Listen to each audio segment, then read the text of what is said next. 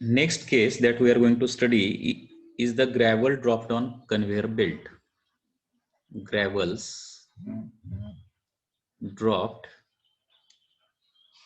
on a conveyor belt. Gravels dropped on a conveyor belt.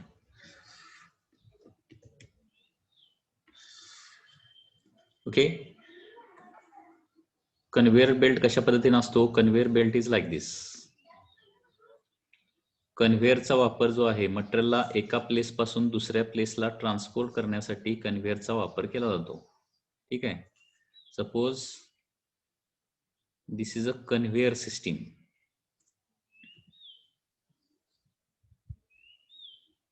Conveyor system मध्ये काय असतं? या पद्धतीनं दोन फील असतात. There are two feels. Okay. आणि याच्यावरून काय केलेलं असतं? एक बेल्ट पास केलेला असतो. A belt is passed over the two fields or two pulleys. ठीक आहे. आणि याच्यावरून जे मटेरियल आपल्याला एका प्लेस पासून दुसऱ्या प्लेसला ट्रान्सपोर्ट करायचं आहे ते मटेरियल या बेल्टवर ठेवलं जातं. सो ऑटोमॅटिकली हे फील रोटेट झाल्यानंतर बेल्ट पुढे सरकणार आणि मटेरियल जे आहे ते एका प्लेस पासून दुसऱ्या प्लेसला पोहोचणार आहे. आता काही वेळेला हा जो कन्व्हेअर बेल्ट आहे तो मटेरियल ट्रान्सपोर्ट करण्यासाठी वापरला जातो. आणि या समजा या कन्व्हेअर बेल्टवर एका कॉन्स्टंट रेटनं मटेरियल काय केलं असेल? ड्रॉप केलं जात असेल लाईक दिस थ्रू दिस हॉपर. याला काय म्हणणार आपण? हॉपर असं म्हणणार आहे. या हॉपर मधून जे मटेरियल आपल्याला बेल्टवर ट्रान्सपोर्ट करायचं आहे ते याच्यावर ड्रॉप केलं जातं. आणि हे जे मटेरियल ड्रॉप केलं जातंय कन्व्हेअर बेल्टवर ते एका कॉन्स्टंट रेटनं सपोज ड्रॉप केलं जाते DM/dt या कॉन्स्टंट रेटनं. ठीक आहे. तर इथं हा बेल्ट जो आहे तो कॉन्स्टंट व्हेलॉसिटीनं मूव्ह करण्यासाठी, क्वेश्चन काय आहे? हा जो बेल्ट आहे तो कॉन्स्टंट व्हेलॉसिटीनं मूव्ह करण्यासाठी ओके किती फोर्स लावावा लागेल इथं? Okay. So material is dropped. जे आपल्याला मटेरियल एका प्लेस पासून दुसऱ्या प्लेसला न्यायचं आहे ते मटेरियल काय करायचं आहे? Dropped on the belt at constant rate DM/dt. म्हणजे जिथं प्रोडक्शन इंडस्ट्री आहे तिथं ही कन्व्हेअर बेल्ट सिस्टम वापरली जाते की ज्याच्या साहाय्यानं रॉ मटेरियल असेल किंवा फिनिश्ड प्रोडक्ट्स असतील किंवा एखादं फूड मटेरियल असेल तर ते बेल्टच्या साहाय्यानं असे conveyor system one after another असतात. आणि एका प्लेस पासून दुसऱ्या प्लेसला, एका स्टेशन पासून दुसऱ्या स्टेशनला जर न्यायचं असेल तर त्याच्यासाठी ही सिस्टम केली जाते. आणि त्याच्यावर एक हॉपर बसवलेला असतो आणि त्या हॉपर मधून कंटिन्युअसली बेल्टवर त्या काय होत असतं? जे मटेरियल आपल्याला ट्रान्सपोर्ट करायचं आहे ते पर सेकंड 2 kg, 3 kg, 5 kg पर सेकंड ठराविक केजी काय करत असतं? त्या बेल्टवर कंटिन्युअसली पडत असतं. तर आता हा बेल्ट जो आहे याला कॉन्स्टंट व्हेलॉसिटीनं मूव्ह करण्यासाठी, कॉन्स्टंट व्हेलॉसिटीनं मटेरियल पुढे सरकवण्यासाठी किती फोर्स लावावा लागेल हा क्वेश्चन आहे. तर material is dropped on the belt at a constant rate DM/dt. तर याच्यामध्ये हा एक फॉर्म्युला तुम्हाला लक्षात ठेवावा लागेल. Force required to move belt with constant velocity. म्हणजे लक्षात घ्या, फोर्स लावलाय आणि इथं जी सिस्टीम आहे ती कॉन्स्टंट व्हेलॉसिटी निघाली आहे. लक्षात येते ना? जनरली कसं होतंय आपलं थिंकिंग काय असतं की फोर्स लावला की ऍक्सेलरेशन क्रिएट होतं. म्हणजे फोर्स लावला की एकतर व्हेलॉसिटी वाढणार किंवा कमी होणार. म्हणजे फोर्स लावल्यानंतर व्हेलॉसिटी कधीही कॉन्स्टंट राहू शकत नाही. पण हे असं कधी होतं? जर मास कॉन्स्टंट असेल तरच. जर मास कॉन्स्टंट असेल आणि फोर्स लावला तर बॉडी कधीही कॉन्स्टंट व्हेलॉसिटीनं मूव्ह होऊ शकणार नाही, मास कॉन्स्टंट असेल तर. लक्षात घ्या. परंतु मास व्हेरिएबल असेल तर मात्र काय होऊ शकतं? मास व्हेरिएबल असेल तर मात्र काय होऊ शकतं? फोर्स लावल्यानंतर बॉडी कॉन्स्टंट व्हेलॉसिटीनं जाऊ शकते. कारण इथं काय होणार आहे? बेल्टवर पडणारा मास पर सेकंड काय होणार आहे? वाढत वाढत वाढत जाणार ना. म्हणजे ज्यावेळी टाइम t=0 असेल त्यावेळी बेल्टवर पडलेला मास किती असणार? 0 असणार. आता DM/dt या रेटनं मास जर त्याच्यावर पडत असेल तर 1 सेकंड नंतर DM/dt पडलेला असणार, 2 सेकंड नंतर 2 DM/dt, 3 सेकंड नंतर 3 DM/dt एवढं मास त्याच्यावर पडलेला असणार आहे. म्हणजे विथ रिस्पेक्ट टू टाइम काय होणार आहे? बेल्टवरचं मास वाढत वाढत वाढत जाणार आहे आणि त्याच्यामुळे त्या जास्त मासला मूव्ह करण्यासाठी, कॉन्स्टंट व्हेलॉसिटीनं मूव्ह करण्यासाठी जास्त फोर्स लावावा लागणार आहे. Okay, so force required to move belt with constant velocity phi is given by formula F is equal to phi dm by dt. Very simple formula जो ऑलरेडी आपण बघितलेला आहे. ओके, म्हणजे example. Okay, a belt conveyor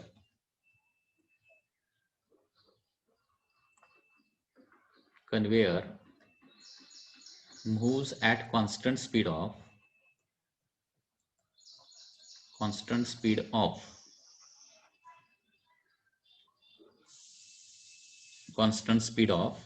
3 metre per second. कन्व्हेयर जो आहे तो 3 metre per second या स्पीडनं कॉन्स्टंटली मूव्ह होतोय. Okay, and material is dropped on it at the rate that is 2 kilogram per second. Then force required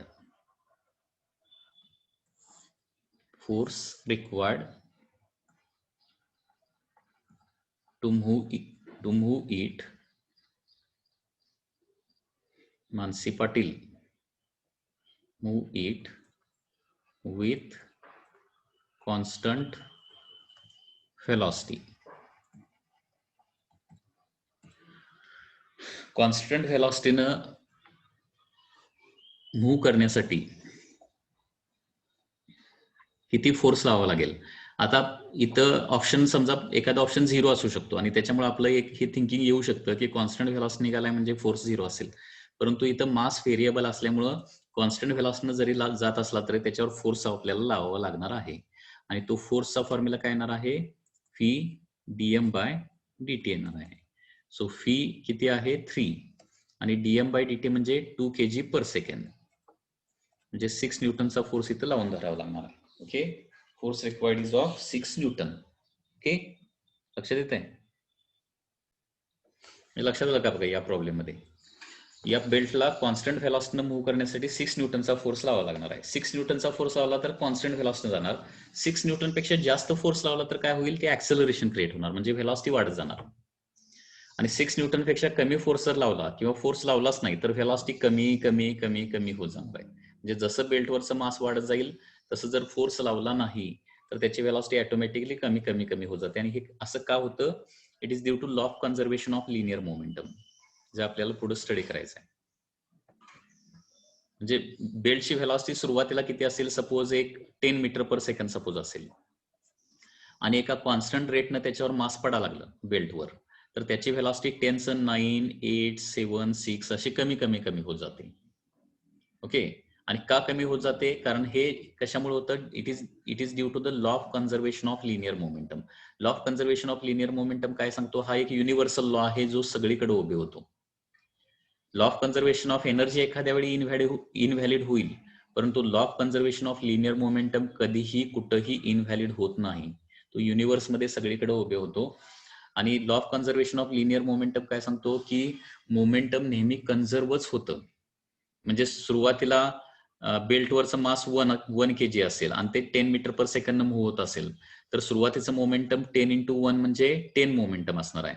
थोड्या वेळानं त्याच्यावर मास, बेल्टवरचं मास 2 kg झालं तर नंतर मोमेंटम सुरुवातीला मोमेंटम 10 असेल तर नंतर मोमेंटम 10च व्हायला पाहिजे. मग त्यावेळी व्हेलॉसिटी काय झालेली असते, 5 मीटर पर सेकंड झालेली असणार आहे, जेणेकरून मोमेंटम तेवढंच राहील. म्हणजे मास बेल्टवरचं वाढत जाईल तसं त्या बेल्टची व्हेलॉसिटी काय होते, कमी कमी कमी होत जाते जर फोर्स लावला नाही तर. आणि म्हणून मग कॉन्स्टंट व्हेलॉसिटीनं मूव्ह करण्यासाठी काय करावं लागेल, आपल्याला 6 न्यूटनचा फोर्स लावून धरावा लागणार आहे. आणि फोर्स का लावा लागणार याचं रिझन काय येतंय, मोमेंटम वाढा लागलंय ना विथ रिस्पेक्ट टू टाइम. इथं मोमेंटम जर वाढत असेल तर फोर्स लावावाच लागणार इथं, कारण change in momentum with respect to time म्हणजेच फोर्स असतं. मी काय सांगतोय लक्षात येते का बघा. तर पुन्हा एकदा सांगतोय, बेल्ट या कन्व्हेयर सिस्टमवर आपण फोर्स लावला नाही तर काय होतं, विथ रिस्पेक्ट टू टाइम त्याची व्हेलॉसिटी, म्हणजे सुरुवातीला जास्त व्हेलॉसिटी असेल तर with respect to time velocity कमी कमी कमी होत जाणार. ठीक आहे. आणि हे कशामुळे होतं, it happens due to law of conservation of linear momentum मुळे होतं. लिनियर मोमेंटम काय राहतं, कॉन्स्टंट राहतं. लिनियर मोमेंटम कॉन्स्टंट म्हणजे सुरुवातीचं मास इंटू व्हेलॉसिटी हे इक्वल टू काय असलं पाहिजे, नंतरचं मास इंटू व्हेलॉसिटी. नंतर मास वाढतं, त्याच्यामुळे मोमेंटम तेवढंच राहण्यासाठी व्हेलॉसिटी कमी होते. आणि त्याच्यामुळं व्हेलॉसिटी तेवढीच ठेवायची असेल तर मात्र आपल्याला फोर्स लावावा लागेल. आणि तो त्या फोर्सचा फॉर्म्युला असणार आहे F is equal to phi d m by d t and that is equal to 6 Newton.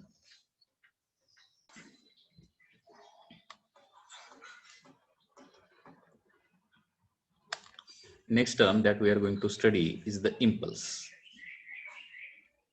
आता इम्पल्स स्टडी करण्यासाठी सुरुवातीला इम्पल्सिव्ह फोर्स म्हणजे काय बघावं लागेल, कारण impulse is produced by the impulsive force. Impulse is produced by impulsive force. Impulsive force म्हणजे काय, the force which acts for a very short interval of time, short duration of time is called as impulsive force. Force which acts for very short duration,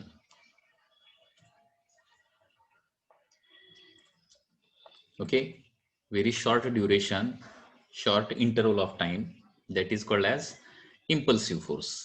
Impulsive force चे example देता येत, when bat hit the ball, ज्यावेळी bat बॉलवर hit करतं त्यावेळी ball आणि bat साधारणपणे 1-2 तास तरी कॉन्टॅक्ट मध्ये असतात आणि मग ते बॉल उडून जातो. बरोबर आहे ना? बरोबर आहे का? बॉल आणि बॅटमध्ये किती वेळ कॉन्टॅक्ट असतो? काही मिली सेकंद, मायक्रो सेकंद वगैरे टाइम असेल. ठीक आहे. आणि त्यावेळी बॅटनं बॉलवर एक large amount of force exert केलेला असतो. तो जो फोर्स असणार आहे दॅट इज इम्पल्सिव्ह फोर्स. म्हणजे बॅट आणि बॉल मधला जो फोर्स आहे तो काही मिली मायक्रो सेकंद मध्ये असणार आहे. म्हणजे तिथं फोर्स काय झालेला आहे, शॉर्ट इंटरव्हल साठी ऍक्ट झालेला आहे. So that is the impulsive force. Example काय येणार आहे, force between bat and ball collision, किंवा एखाद्या हातोड्याच्या साहाय्याने आपण खिळ्यावर ठोकलं, म्हणजे खिळा आपल्याला भिंतीमध्ये ठोकायचा असेल, हातोडा आपण खिळ्यावर मारला, ओके, नेलवर मारला, तर हातोडा नेलवर फोर्स एक्झर्ट करणार आहे आणि तो फोर्स किती वेळ ऍक्ट होतो, जोपर्यंत त्या हॅमर आणि नेलचं जोपर्यंत कॉन्टॅक्ट आहे तोपर्यंत. and that contact is also for a very very short interval of time, short duration. That is the impulsive force. Force between hammer and nail when nail is hit into the wall. Okay. किंवा कानाखाली लावली, कानशिलात लावली, तर तिथं देखील impulsive फोर्सच असतो, कारण तुमचा हात आणि तुमचा गाल याच्यामध्ये कोलिजनचा टाइम इंटरवल जर बघितला तर तो किती वेळ असतो. हात गालाला असा चिकटून बसलेला असतो का, साधारणपणे 2-3 सेकंद चिकटून बसलेला असेल माझ्या मते. बरोबर आहे का? काय झालेलं असतं. So that is one more example of the impulsive force or the impulse. Okay. So एक म्हण आहे, कानाखाली इम्पल्स काढणे, लक्षात घ्या. कानाखाली मारणे म्हणजे इम्पल्स काढणे, लक्षात घ्या. ठीक आहे. सो इम्पल्स हे एक चांगलं एक्झाम्पल आहे. So when a force acts for a very short duration of time, short interval of time, it is called as impulsive force. Okay. आणि ज्यावेळी इम्पल्सिव्ह फोर्स क्रिएट होतो त्याच वेळी इम्पल्स क्रिएट होतो. म्हणजे ज्यावेळी कोलिजन होतं, इम्पल्स कधी क्रिएट होतंय, इम्पल्स कधी ऍक्ट होतोय, जेव्हा जेव्हा कोलिजन होतंय आणि ज्यावेळी ते collision very short time interval साठी असतं त्यावेळी जनरली इम्पल्स होतंय. ओके. आता इम्पल्स म्हणजे नेमकं काय असतं, तर इम्पल्सची 2 डेफिनेशन आहेत. पहिली डेफिनेशन म्हणजे काय, impulse is the effect of force acting for the short duration. इम्पल्सची डेफिनेशन, फर्स्ट डेफिनेशन काय येणार आहे बघा. इम्पल्स, इम्पल्स म्हणजे काय, effect of the force, effect of the impulsive force, effect of impulsive force is called as impulse. म्हणजे impulsive फोर्सनं produce केलेला जो इफेक्ट आहे, okay, that is called as impulse. म्हणजे फॉर एक्झाम्पल इम्पल्सचं एक एक्झाम्पल काय येणार आहे, तुमच्या गालावर उठलेली बोट. This is one example. Okay, गालावर बोट उठली तर म्हणायचं काय झालंय, काय आहे, तर इम्पल्स आहे म्हणून सांगायचं. Okay, so this is the impulse. Effect produced by the impulsive force, म्हणजे व्हेरी शॉर्ट इंटरव्हलसाठी लार्ज फोर्स ऍक्ट झाला. ओके, तर त्याचा काहीतरी इफेक्ट होतो. ओके, इफेक्ट म्हणजे काय होणार आहे, त्याचं मोमेंटम चेंज होणार, व्हेलॉसिटी चेंज होणार वगैरे वगैरे. That is nothing but the impulse. And इम्पल्सची मॅथमॅटिकल डेफिनेशन या पद्धतीनं आहे.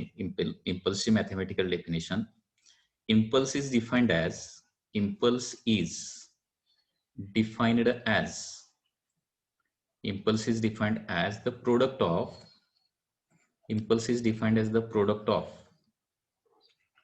force and time.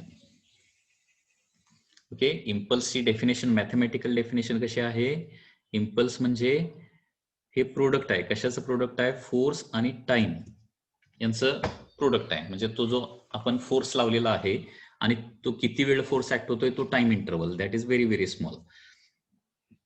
Okay, that is called as impulse. So impulse is denoted by J.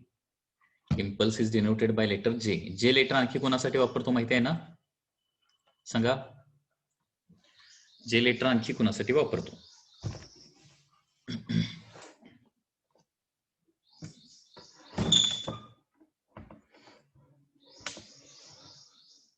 Current density, correct. Rutuja, Sushrut, Sandhya, Shweta, Priyanka, Sakshi Pawar म्हणते joule साठी वापरतो. बरोबर, ठीक आहे, करंट डेन्सिटी साठी वापरतो. शिवानी, श्रावणी करंट डेन्सिटी साठी कुठं, करंट साठी कुठं वापरतो? सई. जे हे सिंबल आपण करंट डेन्सिटी साठी वापरतो, लक्षात घ्या. तसं इम्पल्स साठी पण वापरतो. आता impulse is equal to F into T आहे. जर फोर्स कॉन्स्टंट असेल तर हा फॉर्म्युला वापरायचा. ओके, सो इम्पल्सचा फॉर्म्युला, हा फॉर्म्युला कधी वापरायचा, if force is constant, F is constant असेल तरच हा फोर्स आपल्याला, हा फॉर्म्युला आपल्याला वापरता येईल, J is equal to F T. परंतु फोर्स जर व्हेरिएबल असेल तर इम्पल्सचा फॉर्म्युला येणार आहे integration of F D T. If force is variable with respect to time, म्हणजे with respect to time force काय लागलाय, सुरुवातीला कमी आहे, मग वाढलाय, मग परत कमी झालाय, असं जर असेल तर काय होणार आहे, आपल्याला इम्पल्स काढण्यासाठी इंटिग्रेशन घ्यावं लागेल. सो इम्पल्सचे दोन फॉर्म्युले आहेत, एक आहे जस्ट एफ इंटू टी आणि दुसरा आहे integration of F D T. F into T कधी वापरायचं, फोर्स म्हणजे जो काही टाइम इंटरवल असेल तर त्या टाइम इंटरवलमध्ये फोर्स कंटिन्युअसली तेवढ्याच मॅग्निट्यूडचा ऍक्ट होत असेल, जरा सुद्धा कमी जास्त होत नसेल during that time interval, then J is equal to F into T. आणि जर force with respect to time vary होत असेल तर फोर्सचा फॉर्म्युला, इम्पल्सचा फॉर्म्युला काय येणार आहे, integration of F D T. Okay, आता ही जे आहे ते स्केलर क्वांटिटी आहे का वेक्टर क्वांटिटी आहे? आता J is equal to F into T आहे, तर याच्यामध्ये टी स्केलर आहे आणि फोर्स वेक्टर आहे, and therefore impulse is a vector quantity. It is a vector quantity. Vector quantity, it is a vector quantity. आणि यात vector असेल तर त्याला डायरेक्शन असणार आहे. ओके, सो डायरेक्शन कशी असणार आहे, इम्पल्सची डायरेक्शन सेम ॲज फोर्स, म्हणजे जी फोर्सची डायरेक्शन असणार आहे तीच काय असणार आहे, इम्पल्सची डायरेक्शन असणार आहे. ओके, आता याचं एसआय युनिट काय येणार बघा, SI unit of impulse is, फोर्सचं असतं न्यूटन आणि टाइमचं असतं second. Newton second is the SI unit. आणि याचं डायमेन्शन येतं, फोर्सचं डायमेन्शन आणि टाइमचं डायमेन्शन ठेवलं तर m1 L1 T minus 1, m1 L1 T minus 1. This is the dimension of the impulse. Okay. आता इम्पल्स आणि लिनियर मोमेंटम यांच्यामध्ये रिलेशन काय थोडंसं बघूया, आणि त्याचा यूज म्हणजे या इम्पल्सचा नेमका यूज कुठं होणार आहे, काय उपयोग आहे या इम्पल्सचा, तो आपल्याला बघायचा आहे. ओके, तर त्याच्यासाठी इम्पल्स आणि लिनियर मोमेंटम यांच्यामधलं रिलेशन बघावं लागेल. Relation between impulse and change in momentum किंवा मोमेंटम फक्त लिहा. Impulse and momentum. Relation between impulse and the momentum. हे रिलेशन काय येणार बघा. तर आपल्याला माहित आहे by Newton second law,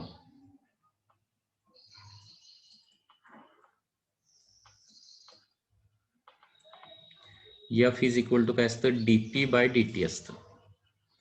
DP by dt. Okay, and therefore by Newton second law काय होणार, F is equal to dp by dt. आता डीटी ला एलएचएस ला घेतलं काय होणार आहे, F dt is equal to काय येणार आहे, डीपी येणार. आता बघा, फोर्स इंटू डीटी म्हणजे time interval, force into time म्हणजेच काय असणार आहे, इम्पल्स असणार. So J is equal to dp. J is equal to dp म्हणजे इम्पल्स म्हणजेच डीपी असतं. डीपी म्हणजे काय, चेंज इन मोमेंटम. म्हणजे याचा थोडक्यात मिनिंग काय झाला, तर इम्पल्स इज इक्वल टू असतं change in momentum. Impulse is equal to change in momentum असतं. इम्पल्स म्हणजे काय असतं, change in momentum. Okay, impulse is equal to change in momentum असतं. म्हणजे काही वेळेला चेंज इन मोमेंटम काढण्यासाठी आपल्याला काय करावं लागेल, इम्पल्स काढावं लागेल. म्हणजे फोर्स इंटू टाइम करावं लागेल. चेंज इन मोमेंटम काही क्वेश्चन मध्ये विचारलं तर फोर्स इंटू टाइम केल्यावर आपल्याला चेंज इन मोमेंटम मिळणार. जे आपण काय बघितलं बघा, इम्पल्स इज इक्वल टू नेहमी काय असतं, चेंज इन मोमेंटम असतं.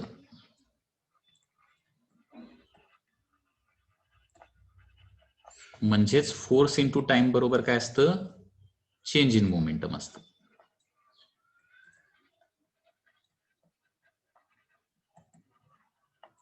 ओके, फोर्स इंटू टाइम म्हणजे चेंज इन मोमेंटम असतं. आता force into time is equal to change in momentum याचे प्रॅक्टिकल ऍप्लिकेशन्स काय आहेत, म्हणजे हे जे इक्वेशन आहे ते कुठं यूज केलं जातं आणि त्याचे कॉन्सिक्वेन्सेस काय होतात. तर त्याचे काही एक्झाम्पल्स मी सांगतो. कॉन्सिक्वेन्सेस, ओके, त्याचे काही एक्झाम्पल्स मी तुम्हाला सांगतो. त्यालाच एक्झाम्पल ऑफ द इम्पल्स आपण म्हणू शकतो. तर त्याच्यामध्ये फर्स्ट एक्झाम्पल याचं आहे, या फॉर्म्युल्याचं फर्स्ट एक्झाम्पल बघा.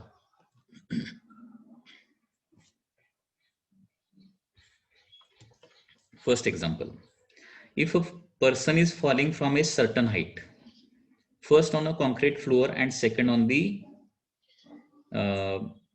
loose soil.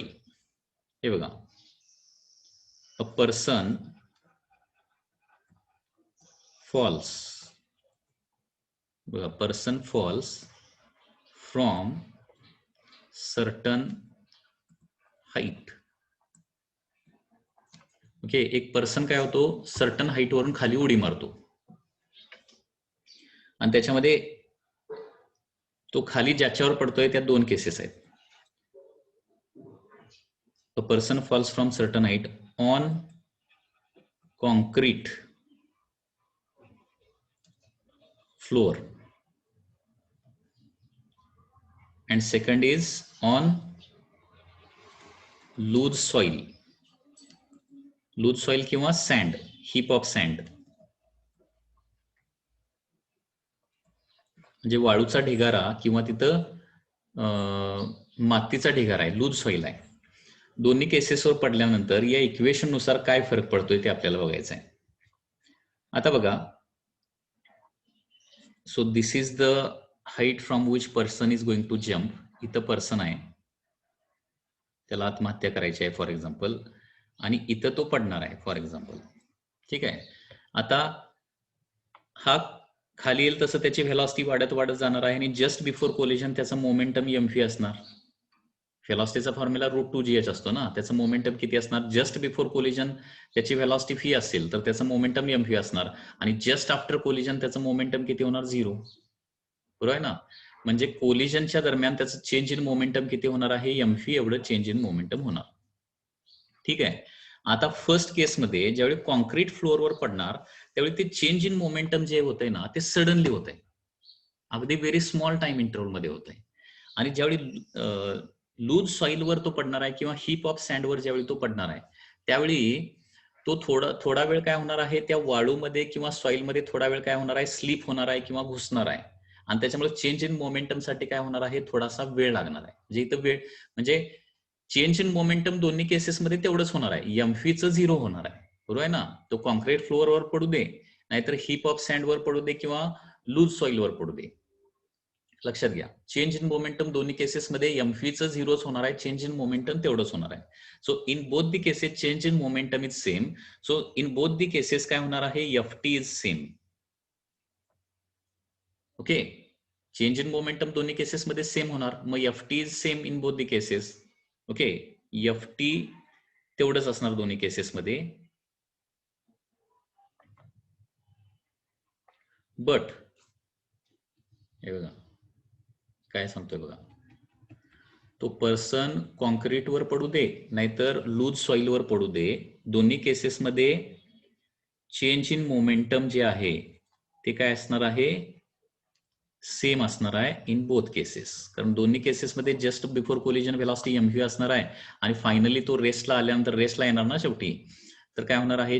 फायनल मोमेंटम 0 होणार आहे. Change in momentum is same in both cases. But किती वेळेमध्ये चेंज इन मोमेंटम ते 0 होणार आहे हे कशावर डिपेंड असणार आहे? तो टाईप ऑफ फ्लोअरवर डिपेंड असणार आहे. कॉन्क्रीट फ्लोअरला, ओके, कॉन्क्रीट फ्लोअरसाठी टाइम जो येणार आहे, टाइम फॉर सीएफ, सीएफ म्हणजे कॉन्क्रीट फ्लोअर. कॉन्क्रीट फ्लोअरला काय होणार आहे? टाइम हा व्हेरी स्मॉल असणार आहे. खूप कमी टाइम मध्ये काय होणार आहे? चेंज इन मोमेंटम होणार. कारण तिथं काय त्या सरफेस डिफॉर्मेशन किंवा काही वगैरे होत नाही. आणि तेच जर हीप ऑफ सँड किंवा लूज सॉइलवर पडला, सॉइलवर, तर तो टाइम इंटरवल काय असणार आहे? थोडासा कम्पॅरेटिव्हली काय असणार आहे? लार्ज असणार आहे. आता बघा, एफ इंटू टी जर कॉन्स्टंट असेल तर याचा मिनिंग काय होतो? F is inversely proportional to time येतं, time during which change in momentum takes place. बरोबर आहे ना? म्हणजे जर टी जास्त असेल तर फोर्स काय असणार आहे? कमी असणार आहे. म्हणजे याचा मिनिंग काय होतो? ज्यावेळी पर्सन कॉन्क्रीट फ्लोअरवर पडणार त्यावेळी टाइम कमी आणि फोर्स जास्त क्रिएट होणार, आणि ज्यावेळी पर्सन हीप ऑफ सँडवर पडणार किंवा लूज सॉइलवर पडणार आहे त्यावेळी काय होणार आहे? टाइम ऑफ कोलिजन जास्त असणार, कारण मोमेंटम चेंज व्हायला तिथं थोडासा वेळ मिळणार आहे. टाइम जास्त असणार म्हणजे फोर्स कमी असणार आहे. So force in case of concrete, okay, force in case of concrete floor हा काय असणार आहे? Larger than the force in case of loose soil. आणि त्याच्यामुळं कॉन्क्रीट फ्लोअरवर पडल्यानंतर त्याची सडन डेथ होऊ शकते, आणि सॉइलवर पडल्यानंतर मात्र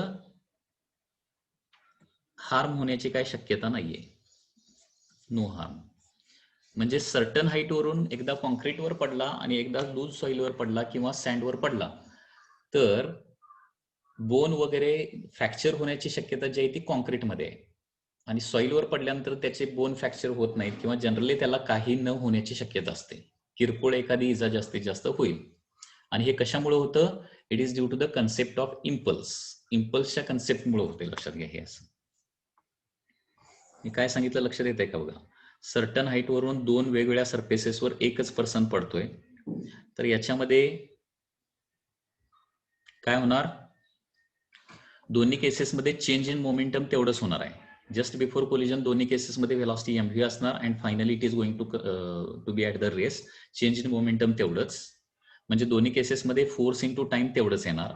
परंतु कॉन्क्रीटच्या केसमध्ये सडनली तो रेस्टमध्ये येतोय, टाइम खूप कमी येतोय, आणि टाइम खूप कमी आल्यामुळे काय होतोय? फोर्स तिथं खूप जास्त क्रिएट होतोय, आणि एवढा फोर्स क्रिएट होतोय की त्या फोर्सनं बोन्स सगळे फ्रॅक्चर होतात बॉडीमधले. ओके, एक आपली बॉडी किंवा बोन्स एक सर्टन फोर्स सस्टेन करू शकतात, त्याच्यापेक्षा जास्त फोर्स झाला तर काय होणार? बोन्स ब्रेक होणार आहेत. ठीक आहे, आणि त्याच्यामुळे सडन डेथ होऊ शकते. आणि सॉइलवर मात्र आदळल्यानंतर काय होणार आहे, तिथं ते चेंज इन मोमेंटम व्हायला सर्टन टाइम मिळणार आहे.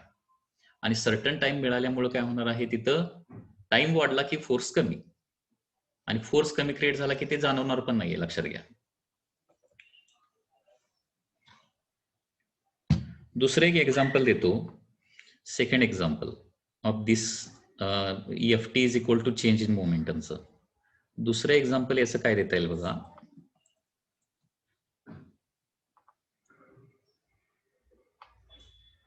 आता हाईट किती आहे त्याच्यावर पण डिपेंड आहे. हाईट जर खूपच जास्त असेल, टाइम सफिशियंट मिळत असेल तर काही होणार नाही. की खूप हाईट जास्त, आता तुम्ही बघितलं असेल की अगदी खूप टॉवर वरून वॉटरमध्ये जम्प करतात, माहित आहे ना, त्यावेळी काय होत नाही त्या पर्सनला वॉटरमध्ये. कारण वॉटरमध्ये जम्प केल्यानंतर काय होतं, त्याचं maximum momentum to zero momentum व्हायला काहीतरी वेळ मिळतो त्या वॉटरमध्ये ट्रॅव्हलिंग करत असताना. सडन चेंज इन मोमेंटम होत नाही. कॉन्क्रीटवर पडला तर तो काय होणार आहे, सडन खूप कमी टाइम मध्ये होणार आहे आणि तो सडन डेथ होऊ शकेल. पण वॉटर जम्पिंग बघितलंय ना, किती खूप लार्ज हाईट वरून काही पर्सन काय करतात, जम्प करतात वॉटरमध्ये, तरी देखील बोन फ्रॅक्चर वगैरे काही होत नाही. ओके, त्याचं रिझन काय आहे, तर हे इम्पल्स हे त्याचं रिझन आहे. म्हणजे चेंज इन मोमेंटमला टाइम किती मिळतोय त्याच्यावर डिपेंड आहे. चेंज इन मोमेंटमला टाइम जर खूप जास्त मिळत असेल तर कितीही हाईट वरून पडला तर त्या पर्सनला काही होणार नाही.